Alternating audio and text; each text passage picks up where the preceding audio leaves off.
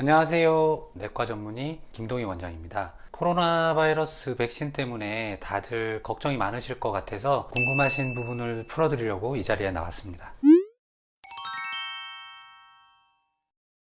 어떤 일이든지 처음 겪는 일은 이제 서툴고 당황하기 마련이거든요. 우리 몸도 처음 겪는 세균이나 바이러스에는 빨리 대처를 할 수가 없는데요. 이거 쉽게 말씀을 드리면 이때 우리 몸에서 이제 B세포와 T세포가 작용을 하는데 B세포와 T세포는 우리 몸에서 이제 경찰의 역할을 하는 거고요. 백신은 이 경찰들한테 범인의 몽타주를 미리 이렇게 알려줘가지고 범인이 들어오자마자 바로 잡을 수 있게 만들어주는 문제가 되는 바이러스와 비슷하게 만들어진 물질들을 미리 몸에 주입을 함으로써 이후에 실제로 바이러스가 우리 몸에 들어왔을 때 재빨리 대처를 해서 큰 피해를 막는 게 백신의 원리다라고 생각하시면 될 것 같아요.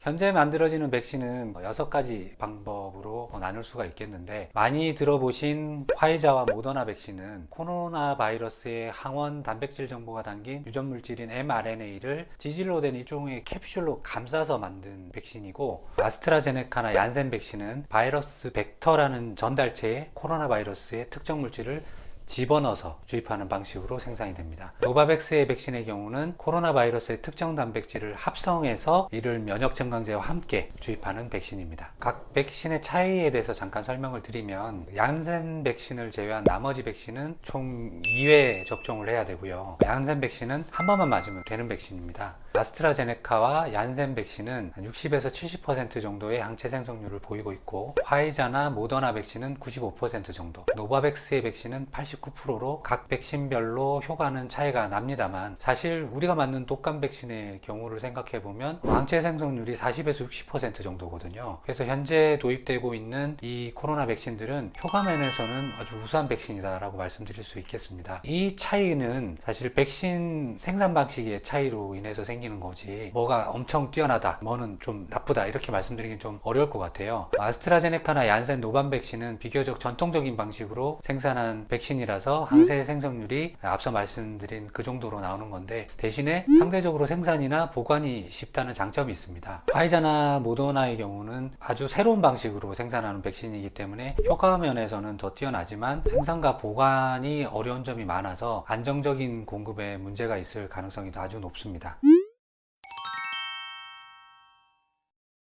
백신에 대한 부작용 때문에 지금 논란이 아주 많습니다. 일단 흔한 부작용들을 보면은 열나고 피곤하고 두통이나 몸살, 한기 들고 관절통이 있고 미식미식거리거나 토하는 등의 이상 반응들이 제일 흔하게 보고가 되고 있습니다. 현재 지금 아스트라제네카 백신의 이상 반응에 대해서 아주 논란이 많은데요. 사실 데이터에서 보여지듯이 화이자 모더나 백신과 아주 큰 차이를 보이지는 않습니다. 지금 논란이 되고 있는 이유는 제 생각입니다만, 아무래도 우리나라에서 백신 맞으신 분들의 절대 다수가 아스트라제네카 백신을 맞으신 분들이고, 이분들이 많기 때문에 이상 백신의 신고도 아스트라제네카에 대한 신고가 많은 걸로 그렇게 생각을 합니다. 중요한 부분인데요. 아스트라제네카 백신의 경우에는 1차 접종 이후에 이상 반응 보고가 훨씬 많습니다. 2차 접종 이후에는 그 빈도수가 훨씬 줄어드는 걸로 지금 보고가 되고 있고요. 화이자 모더나 백신의 경우에는 반대로 1차 때보다는 2차 접종 이후에 이상 반응 보고가 훨씬 많은 걸로 보고가 되고 있습니다. 이것은 백신이 좋고 나쁜 이 차이가 아니고 백신이 작용하는 기전이 다르기 때문에 생기는 차이라고 그렇게 생각되고 있습니다. 아스트라제네카 백신의 경우에는 아데노바이러스라는 감기 바이러스에 코로나 바이러스의 유전 물질을 집어넣은 형태이기 때문에 아데노바이러스와 함께 코로나 바이러스에 대한 면역 반응이 이중으로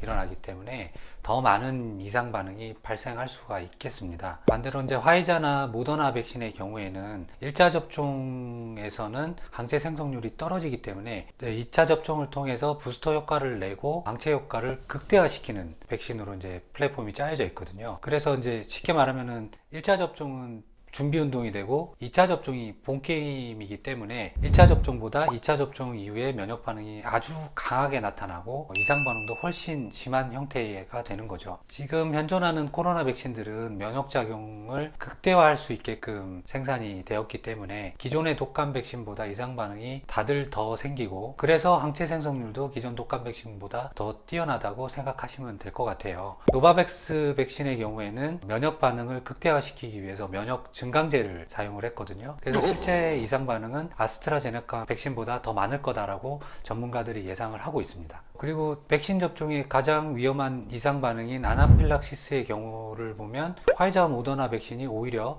아스트라제네카 백신보다 더 많은 걸로 알려져 있습니다. 마지막으로 이상 반응이 젊은 사람이 고령자에 비해서 훨씬 많이 나타납니다. 면역 기능은 20대 중반부터 노화가 일어난다라고 알려져 있습니다. 그래서 아무래도 젊은 층의 면역 기능이 고령자 분들에 비해서는 더 뛰어나고, 코로나 백신들은 면역 반응을 극대화시킨 백신이기 때문에 면역 반응이 보다 활발하게 일어나는 젊은 층에서 이상 반응이 더 많이 나타나는 것으로 생각이 됩니다.